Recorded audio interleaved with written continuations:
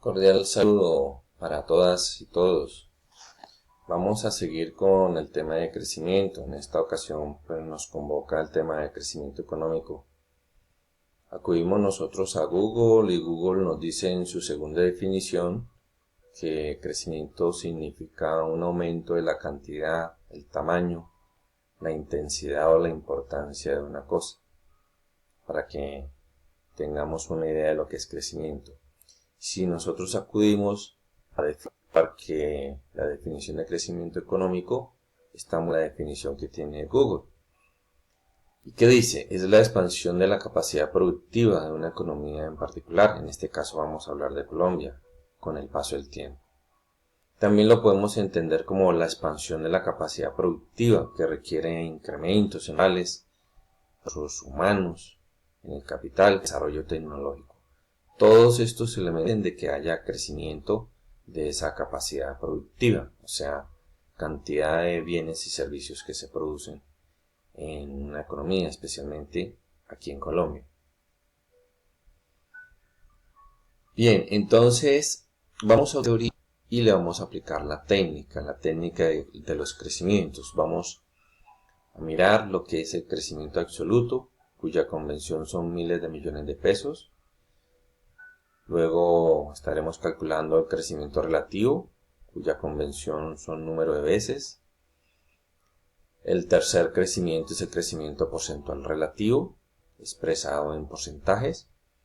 Recuerden que un crecimiento porcentual relativo son crecimientos heterogéneos, o sea que cada periodo las cifras van a ser diferentes. Y el crecimiento promedio anual, que homogeneiza toda la serie de crecimientos heterogéneos y las convierte en una sola cifra para poder hacer los respectivos análisis. Con este dato podemos nosotros hacer expansiones o proyecciones de lo que son la producción nacional. Vamos a tratar lo que es la producción nacional a precios corrientes o nominales y la producción a precios reales o constantes. ¿Qué significa producción nacional a precios corrientes o nominales? Significa que toda la producción ha sido valorada a precios de mercado, o sea, podemos identificar esos precios en cada uno de los bienes y servicios que hay en el mercado. Y los precios constantes o reales tienen que ver con la producción valorizada, pero descontando ya la inflación, teniendo en cuenta la inflación. Por tanto, lo que son las cifras de producción nacional a precios corrientes van a ser diferentes a las cifras de producción nacional a precios constantes. Apliquemos la técnica que hemos visto con sus respectivas fórmulas. Crecimiento absoluto expresado en miles de millones de pesos tiene una fórmula sencilla. Decimos igual, cogemos el dato final del primer periodo y le restamos el dato inicial del mismo periodo. Presionamos Enter, arroja el primer crecimiento en términos absolutos, en miles de millones de pesos. Nos está diciendo que en el primer periodo la producción se incrementó en 17.320 miles de millones de pesos. Esta fórmula que acabamos de ejecutar la copiamos hasta el año. Nos quedan calculados todos los crecimientos absolutos periodo tras periodo.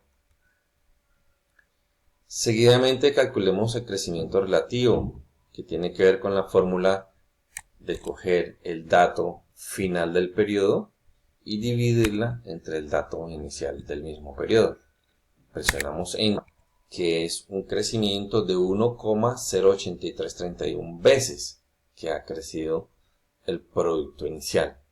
Hacemos lo mismo, copiamos la fórmula. Recuerden que hay una técnica para copiar rápido. Nos paramos en la celda, buscamos el cuadrito negrito en la parte inferior derecha y lo hacemos coincidir con la crucecita y le decimos doble clic. De esa forma copiamos la fórmula hasta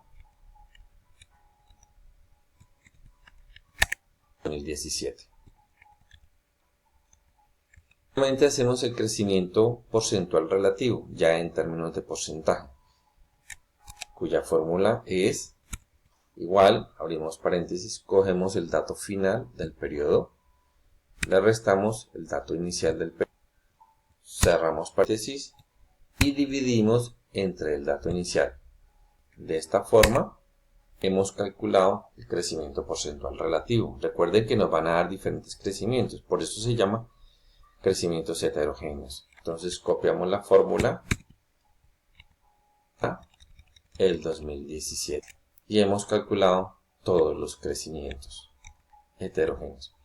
Vamos a homogeneizar las cifras de crecimiento heterogéneo, las vamos a colocar en un promedio anual. ¿Cómo se hace? Acudiendo a la fórmula. Abrimos, igual, colocamos el paréntesis y nos vamos al dato final de todo, desde el 2000 al 2017. Este es el dato final. Y lo dividimos entre el dato inicial de todo el periodo, que es este dato del año 2000. Cerramos paréntesis, lo elevamos, buscando el circunflejo, a 1 sobre ¿cuántos periodos hay del 2000 al 2017? Hay 17 periodos, entonces colocamos 17. Cerramos paréntesis y le restamos 1. Presionamos Enter. Hemos calculado el crecimiento porcentual promedio anual. Si queremos ver cuánto nos dio, decimos F2, F9 y podemos observar que nos da un porcentaje del 8,48%. Con esa información ya nosotros podemos hacer proyecciones. Entonces, si no tuviéramos información desde el año 2000 hasta el 2017 y solamente tuviéramos la información del año 2000 y la tasa de crecimiento promedio anual, podríamos hacer la proyección. ¿Cómo se hace? Cogemos nuestro año base, que va a ser el año 2000, cogemos este dato, Enter, y de aquí en adelante empezamos a hacer proyecciones, o sea, a averiguar el ritmo de expansión de la economía. Decimos igual, cogemos ese dato inicial y lo multiplicamos por, abrimos paréntesis, le decimos 1 más la tasa de crecimiento promedio anual que está ubicada aquí en esta celda. No la podemos visualizar porque estos son celdas combinadas. Entonces, como esta es una tasa de crecimiento fija, por tanto nos toca fijar esa celda, esa información de esa celda con la función F4.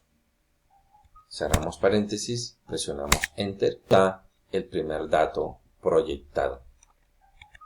Esta fórmula la copiamos hasta el año 2000. Y vamos a observar una cosa. Esa proyección nos está diciendo que el dato inicial del 2000 es exactamente igual. Pero al final de la proyección, hasta el 2017, también deben de coincidir los dos datos. 833.203 miles de millones de pesos coincide exactamente con esta cifra. De esta forma, hemos entonces calculado los 4 crecimientos técnicamente. Vamos a mirar la parte de lo que es descontar la inflación.